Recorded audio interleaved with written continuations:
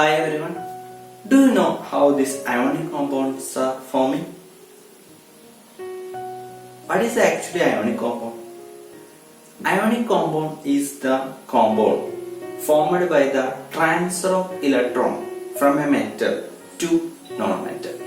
Transfer of electron from a metal to non-metal. So that's the compounds are known as ionic compound. So there is metal and non-metal. Metal and non-metal. We know that metals usually it is removing electron from its outermost shell to become stable. Usually in the outermost shell of the metal contain maybe 1 electron or 2 electron or maybe 3 electron. So what will happen? Yes, it will remove this electron from its outermost shell and become stable. So that is known as electropositivity or electropositive nature. That means if it is remove this electron from its outermost shell, it will lose the electron, but that protons will be the same. So there is no change in the positive charge, but in the case of negative charge, there is what? There is a loss of negative charge. There is a loss of negative charge. Okay. But in the case of non-metal, we know that a non-metal usually it is receiving the electron, accepting the electron to become stable. So non-metals are accepting electron to become stable. That means this non-metal's outermost shell maybe contain 5 electron or 6 or 7. Then 8 is also there, but 8 is known as a noble gases. If the outermost shell of the non-metal contain 8 electrons, which is what? Noble gases, because it is stable. Because according to the octet rule, 8 electrons are there in the outermost shell, so it is stable. So to understand more about the ionic compound and its formation, we can consider the formation of sodium chloride. Sodium chloride contains sodium, it is a metal, and then chlorine is a non-metal. So we can consider that. So see that sodium, it's how many electrons are there in the sodium? Yes, 11 electrons are there in the sodium atom. So how we can write the electronic configuration? Electronic configuration is 2, 8, 1. So first shell 2 electrons, second shell 8 electrons, the last shell that is contained 1 electron. So which one is the outermost shell or valence shell? Yes, outermost shell means the last one, that is KLM. So mth shell. So that last shell, how many electrons are there? 1 electron. So outermost shell contains 1 electron. So to become stable, actually it will require 6 electrons, not 6 electrons, 7 electrons. Okay, if it gains 7 electrons, then this 1 electron, so total 8 electron in the outermost. Otherwise, it can do one thing, it can remove that 1 electron.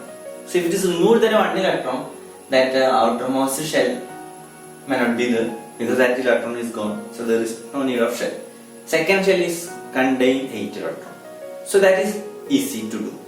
So that's why this sodium is removing this 1 electron from its outermost shell and to become stable. But one problem is that it removes this 1 electron, so the electrical balance of the atom that is disturbed, it becomes unbalanced. Because sodium contains 11 electrons and 11 protons. That means 11 positive charge and 11 negative charge. Now what happened? It removed that 1 electron from the outermost shell and becomes stable. But the number of protons is same. That contains 11 proton, 11 positive charge.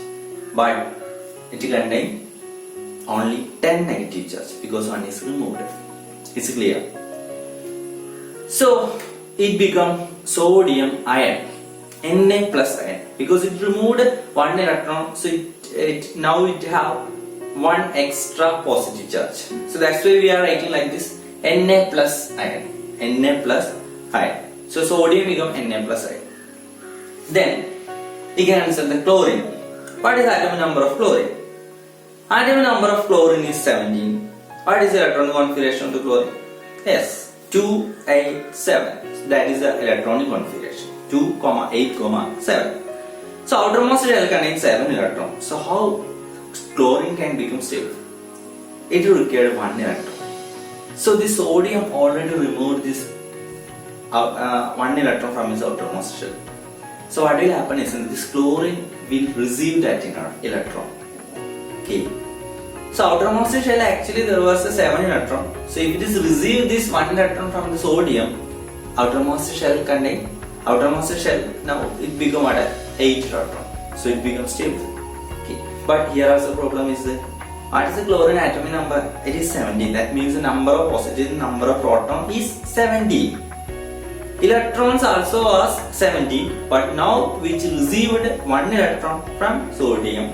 So now the number of electron is 18.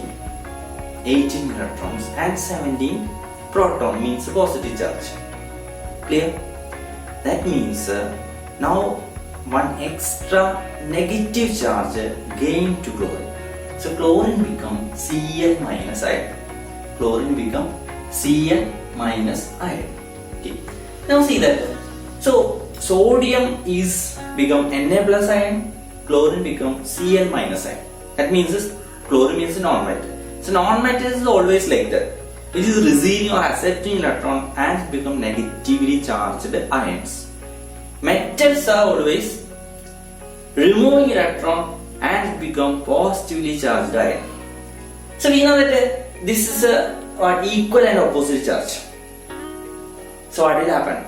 As it will attract with a high electrostatic force, okay, and form sodium chloride due to high electrostatic force of attraction. So that's why that bond between that atoms are known as ionic bond. Bond is known as ionic bond. That means the connection between sodium and chlorine due to high electrostatic force. That is known as ionic bond, and the compound formed is known as, generally it is known as ionic compound. Clear? Is it clear? So that is ionic compound. So what is ionic compound? Once again, ionic compound is the compound formed by the transfer of electron from a metal to a non-metal. Clear? Yes. That is ionic. Similarly, magnesium chloride. So magnesium outermost shell, how many electrons? What is the atomic number? 7. 12. Yes, 12. 12 is the atomic number of magnesium. So that means 2, 8, 2. So outermost shell contains 2 electrons. So it will remove that 2 electron. And chlorine. Okay, if this chlorine is coming, actually it's required 2 chlorine. So one chlorine is receiving 1 electron, another chlorine is receiving another electron, and it is making a bond between magnesium and this 2 chlorine atom. So magnesium outermost shell, 2 electrons is there. One electron is given to one chlorine atom, another electron is given to another chlorine atom. So chlorines also become stable and magnesium also becomes stable. So that is forming Mg2 plus and 2Cl minus ion. So between that high electrostatic force of attraction, and it is forming what? Yes, magnesium chloride. Such a way magnesium chloride is formed. Sodium oxide, magnesium oxide, etc. is also copper sulfate, ferrous sulfate. These are examples of ionic compound. Means one metal and non-metal. Clear? And there are some properties of ionic compound. Properties. Generally, these ionic compounds are crystalline in nature. Hard and brittle in nature. And ionic compounds can dissolve in water. We can dissolve ionic compounds in water, but we cannot dissolve in organic solvents like diesel, kerosene, vegetable oil, etc. that we are not able to dissolve. but we can dissolve in water. Another one which has high melting point and boiling point. Why? What may be the reason? Yes, it is due to the high electrostatic force of attraction. To break that electrostatic force of attraction, we need to give very high or large amount of force, large amount of energy into it. That is the reason which has very high very high melting point and boiling point. Melting point and boiling point. Clear?